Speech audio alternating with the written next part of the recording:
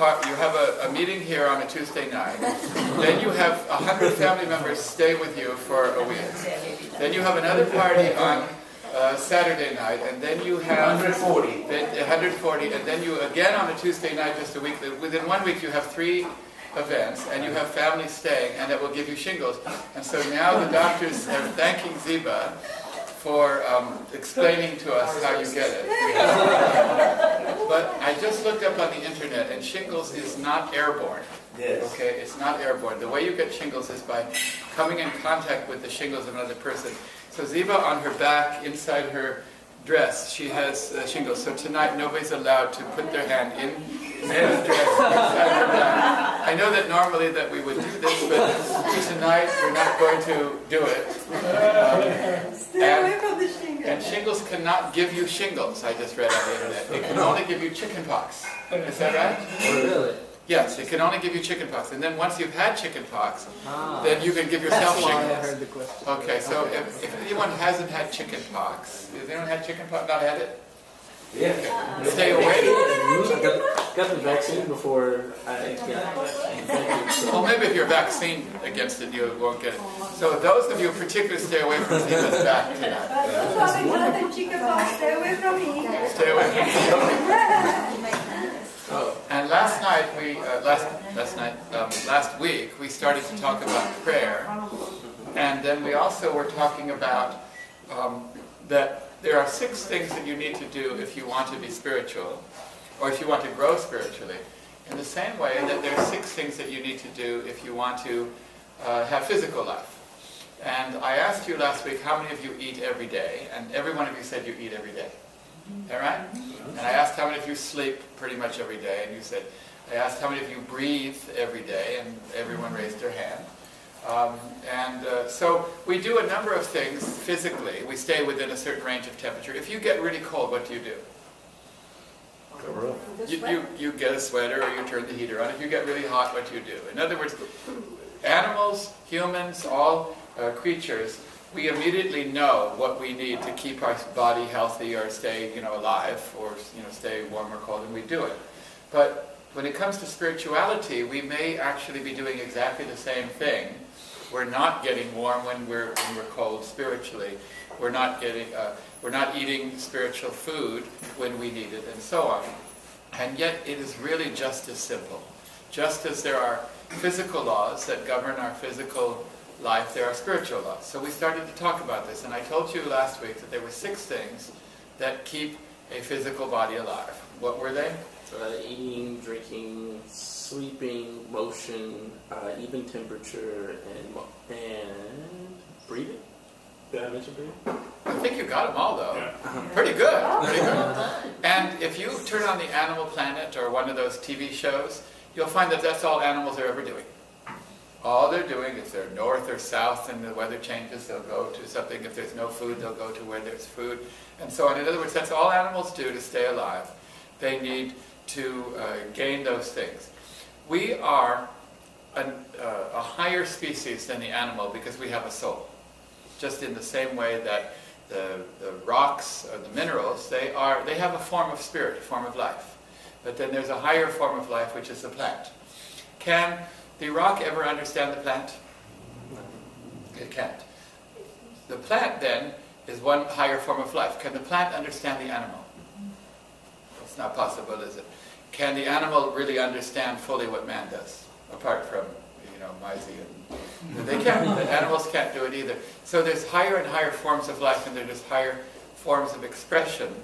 And we now have a spirit, and the spirit has its own needs. It needs its own food. It needs its own things to breathe. It needs its own kind of exercise and motion. So I said there were 6 things. Did I tell you all 6, or did I just tell you the first 3? All 6. I did tell you all 6? I think so. Okay, what were they? Don't ask me to repeat them. Okay. I remember 3. I prayer, meditation, and reading God's Holy Scriptures. God's Holy Scriptures. Let's work on those 3 a little bit more tonight. So now I asked some of you, I said to try and pray this week in a way in which you visualized the prayer to actually be happening in your life. I called that the personal applied prayer. Did anyone try that this week? At any time, did they try it? Raise your hand, please. Okay, tell me what you did and how it felt for you. No, it was a healing prayer. I was saying it for my mother, and I just imagined my mother being healed, or not Okay. having the pain she So had. you projected the acceptance of the prayer. How did it make you feel? At ease. At ease? And how does your mother feel? She's well. Oh, really? So it worked. Okay. So who else had said some prayers this week? Yes. I also said the healing prayer for my husband. And when I say the healing prayer, I picture the master with his hands physically on the ailing person. Okay. And the ailing person is much better. He's better? Very good. Anyone else try it this My week? shingles too tonight. Yes. We can try that for Ziba. We can try it for everyone. Anyone else try it? Okay, I want you to try it. We're going to talk again tonight about prayer. The first thing that we need to understand in prayer, I'll tell you a story. This was a story about Abdul Baha. Some of you know who he is. He was the grandson of founder of our faith.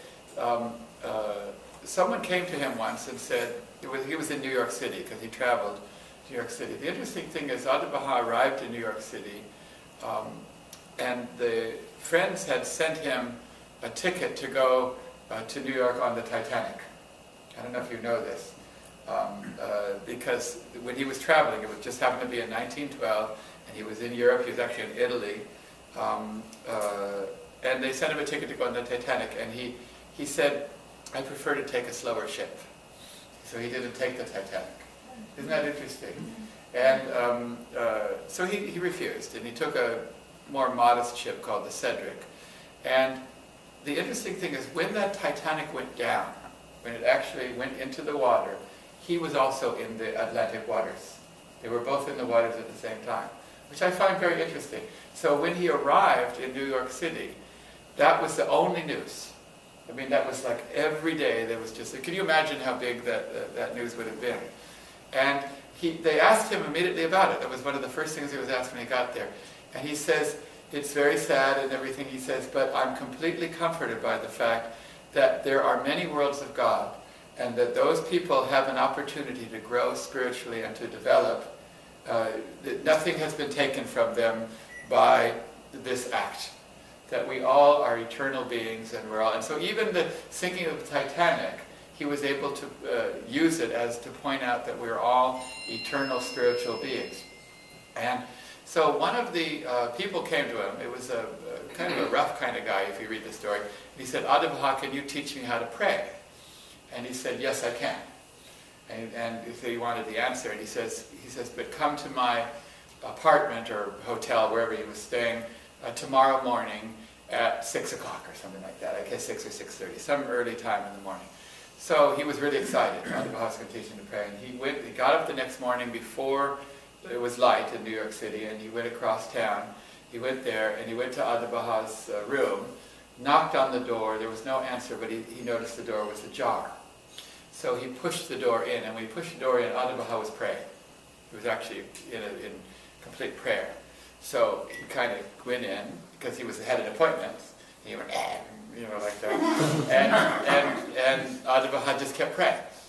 So, he tried to get in his line of sight. Adibaha kept praying. And so finally he said, well, maybe I should just pray then until he's finished. So he said he started to pray. And he said he prayed, and he finished all the prayers he knew by heart. And he said that Adibaha was still praying. So he said them all again. But this time he said them for his whole family. He said it for each family member. And then Adibaha was praying. So then he said he started praying again. He prayed for all the crowned heads of Europe, he said, because he didn't know who else to pray for. He just prayed for anybody. And he still couldn't do it. And then, as he was praying, his knees started to hurt because he was on the ground. And they really hurt, and he started to rub them, and they was hurting like that. And then he said that suddenly he looked at the wall, and he saw a crack in the wall. And so his eyes followed the crack up the wall while he was praying still. And he followed the crack. And then he saw a spider going up the wall, and he watched it. And then he heard the city come alive, because it's New York City. And there was the sound outside of the traffic and the birds, and he heard that for a while. And then it was rubbing his knees again. And he said, this prayer is really starting to hurt me, stuff like that. And then he looked back and Adibah was still praying. And he was completely lost in prayer. And so something hit him that time. He said he's completely lost it. He said, oh, I got it now. And then he stopped and he started to pray again with a different attitude, just by looking at him. So then he started praying, and then Adibah stopped. And he turned around and he says, good. He says, when you pray, you must not be thinking about your sore knees, or the crack in the wall, or the spider, or the cars outside. He said all the things that had happened. He said, when you are praying, you always have to remember you're in the presence of the Almighty. And he left.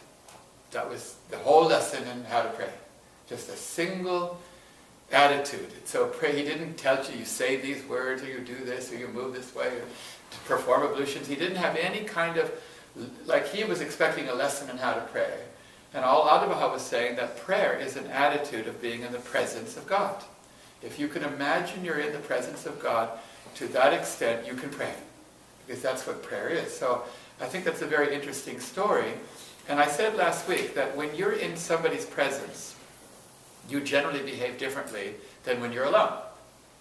I mean, if someone is very important, I said last week, I said if the President of the United States came in the room, how would you behave? Would it affect your behavior?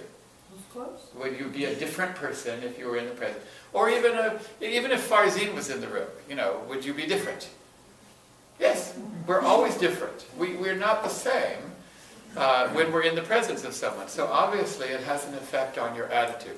So that is the only thing you need to learn to pray, is to be in the presence of God.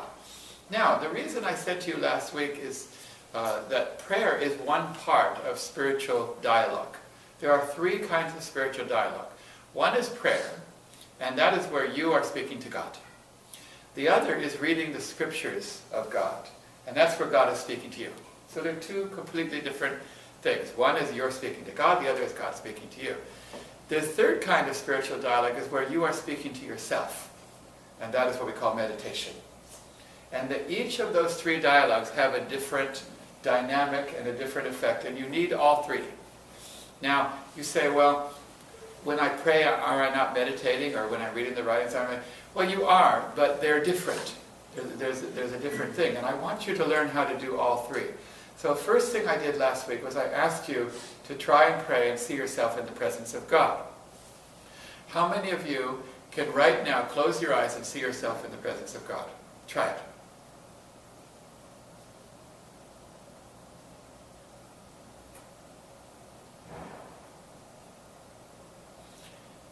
Now, I want to ask you, what did you see when you saw yourself in the presence of God? Everyone, you go ahead and see and tell me what you saw.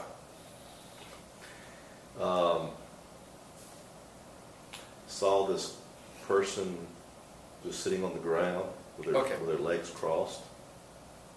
So you made God quite personal. You brought him quite close to you. Mm-hmm. Okay, and how did It's that sort make of you feel? informal too.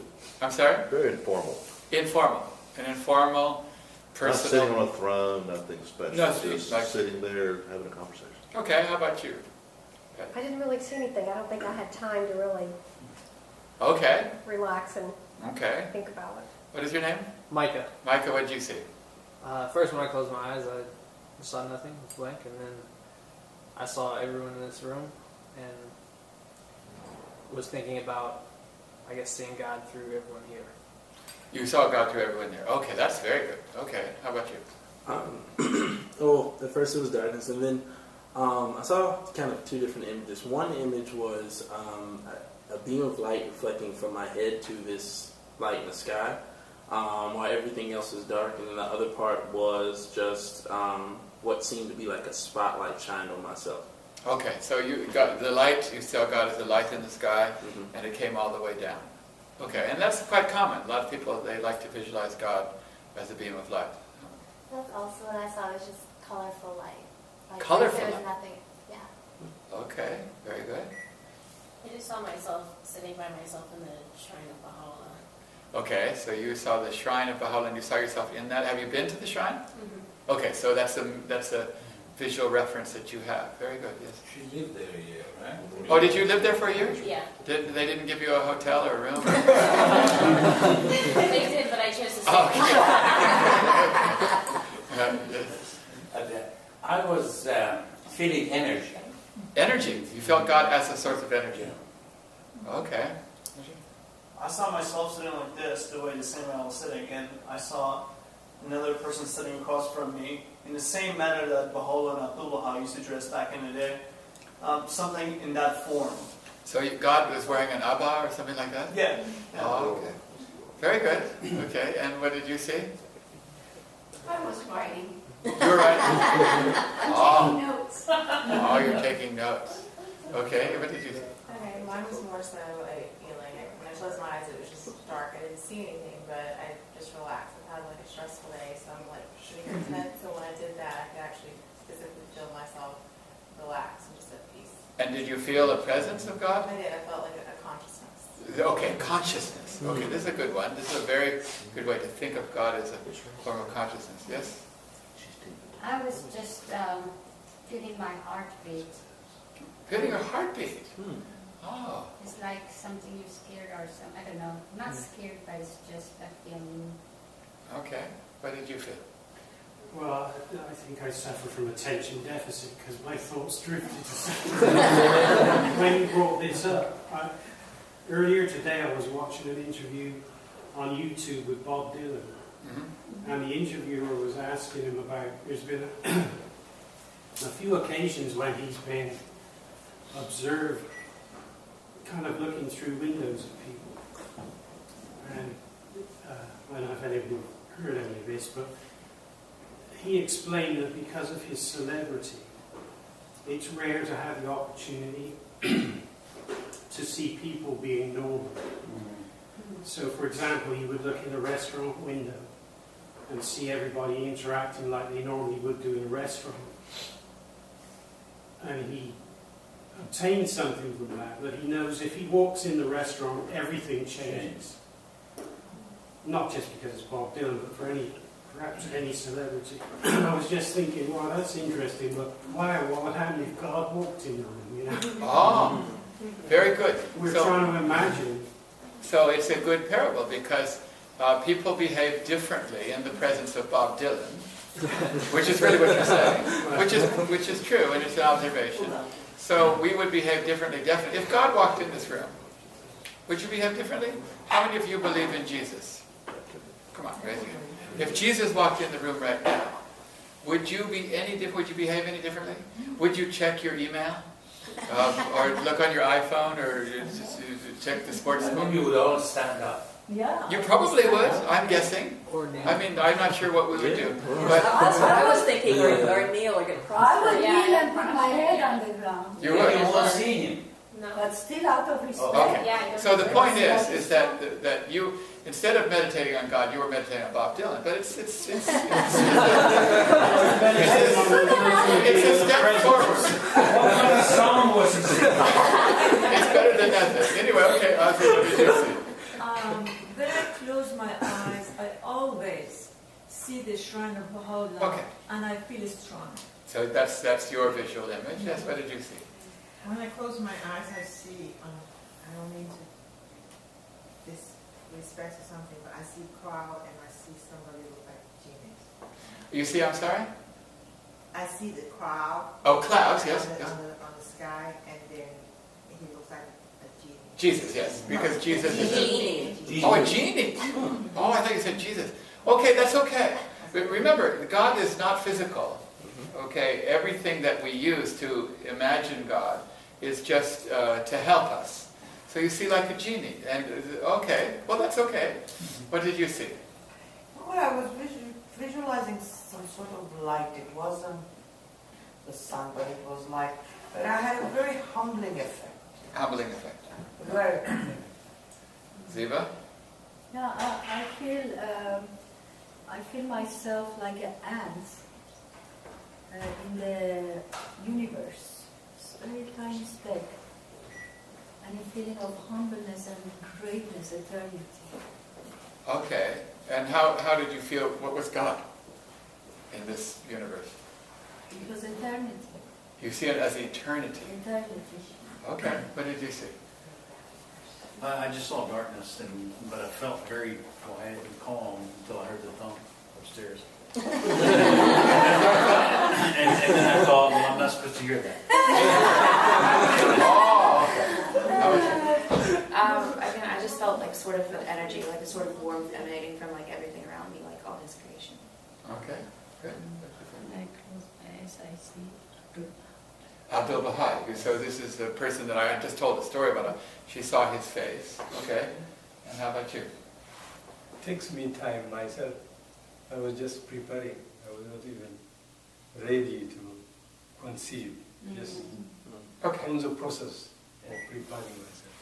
So let's talk about a few of these things. First of all, there's no right or wrong way.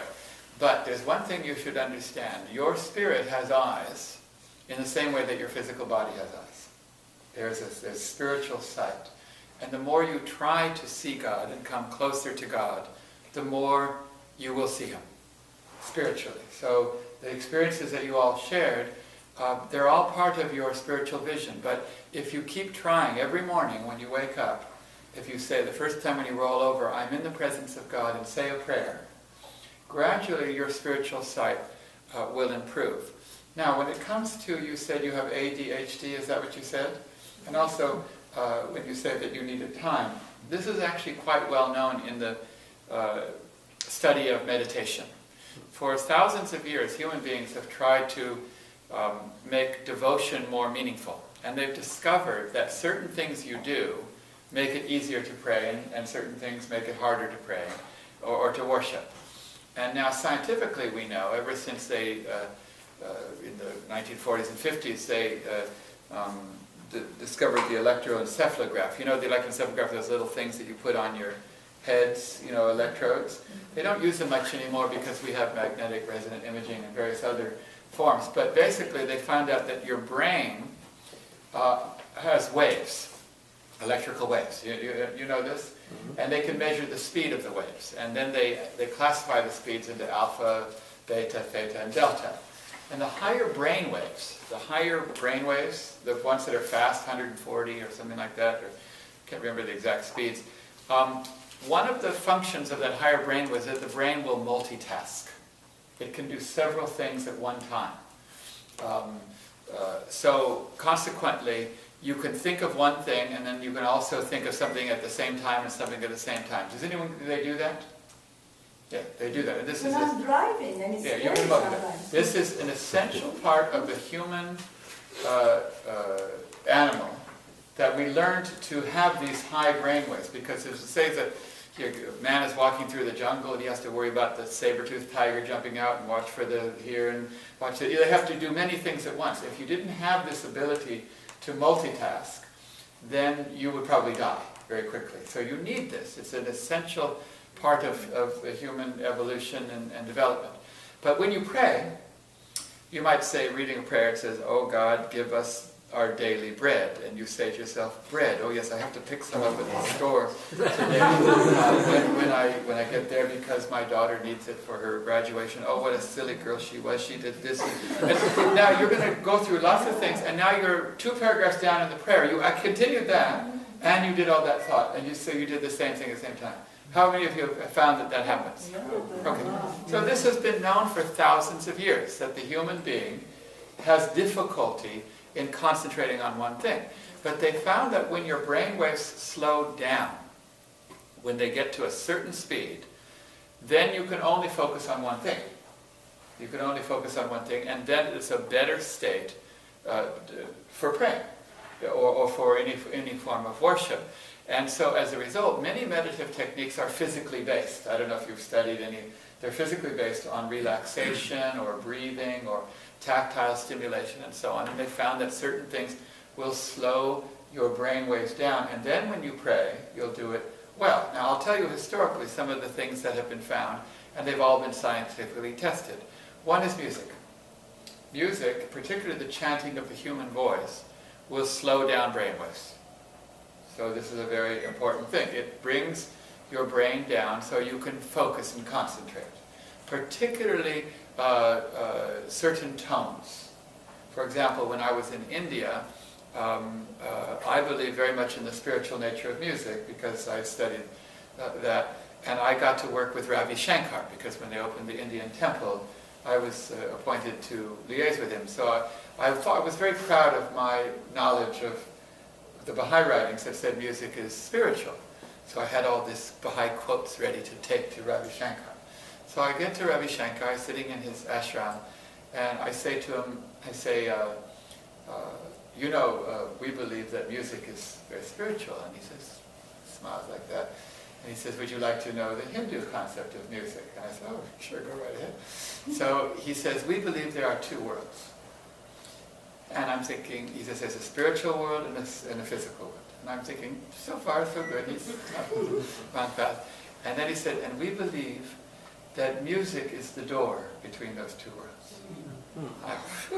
And I took the compilation and I hid it. And I didn't give it to him. Because I realized that they spend their whole life trying to purify a musical tone to get it to the point where it takes people through that door. That's their whole discipline, was to take people. So, and you know this is the case. I mean, some of you can hear a perfect violin or a perfect human voice. It does something to you, right? So this is just one thing. Another thing they found that slows down brainwaves very much is the repetition chanting of a single word or phrase. This is called mantra-based meditation. And here, you say something over and over again, or chant it over and over again. And for some reason, that will slow the brainwaves. And we can test it. For example, in the 1960s and 70s, there was a group called TM, Transcendental Meditation. And they had certain phrases you had to say over and over again. And they would put the electrodes on your brain, and then they'd check, and you'd chant it over and over again, and your brainwaves would go down. They say, see, this proves that this is an important magic phrase. But then they did tests on any other word, and it had the same effect. Okay? So maybe it's what you associate with it, or maybe it's just the chanting of it. But they call mantra-based meditation works quite well. Now, you can do this with the name of God in any language. For example, Baha'is will say, we actually say God is most glorious. In Arabic, over and over again, it has the same effect.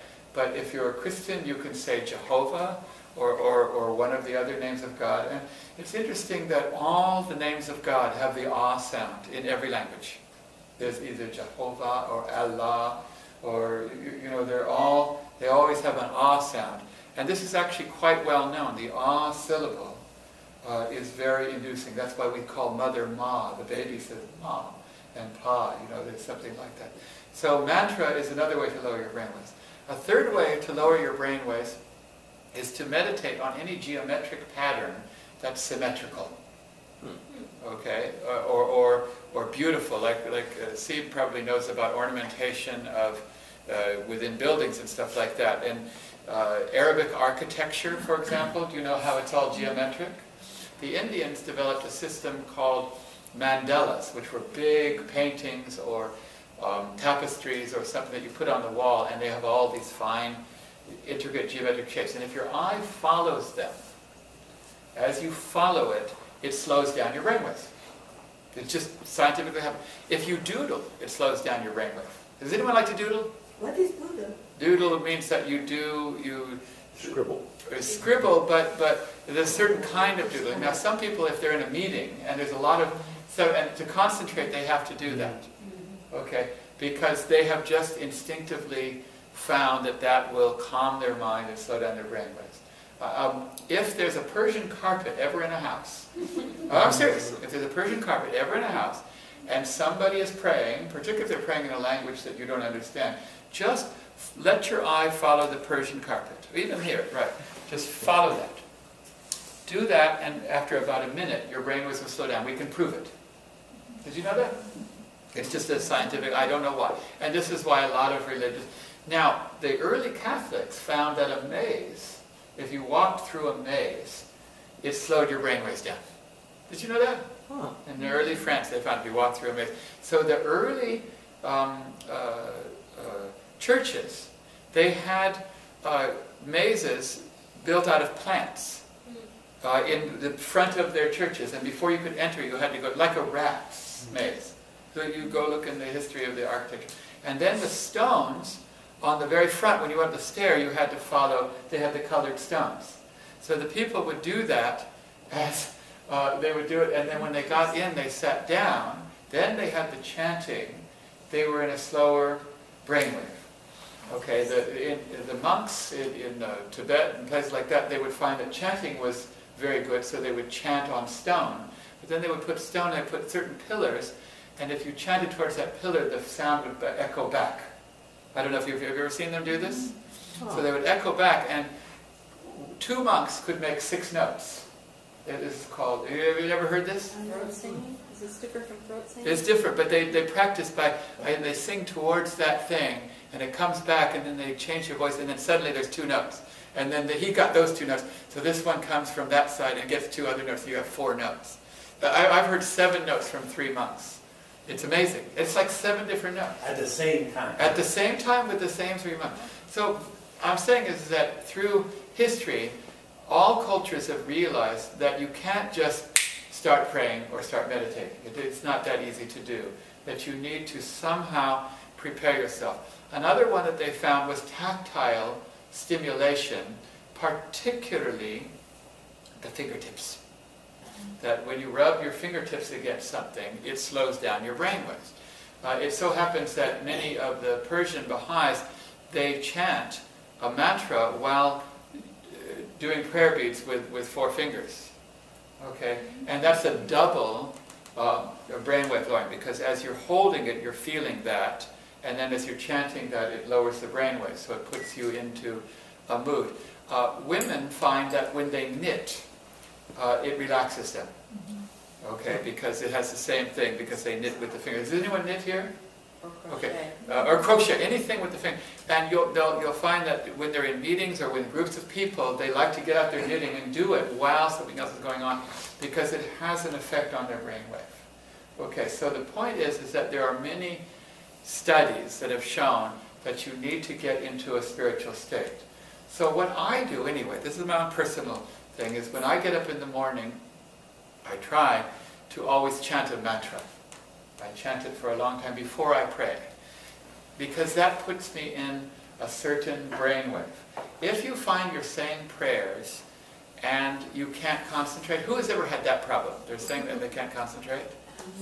Okay, that's a very important thing to notice, because you can't fight it. It's very hard. Have you ever tried to fight it? You can't fight it. You have to find some way to lower that. Now, this means that certain times of day are better to pray than others. Certain times of day are better to pray than others. The early morning and late at night are better, because you're already in a lower state. During the day, it's quite hard, particularly if you've just had an intensive conversation with someone or at work, or there's something coming up that you have to deal with. Because that's going to press on your mind. You might have to call someone, or a meeting is going to happen in an hour and you're worried about that. So these are some of the clues to praying. But the most powerful form of concentration of all the ones that they found in every culture is visualization.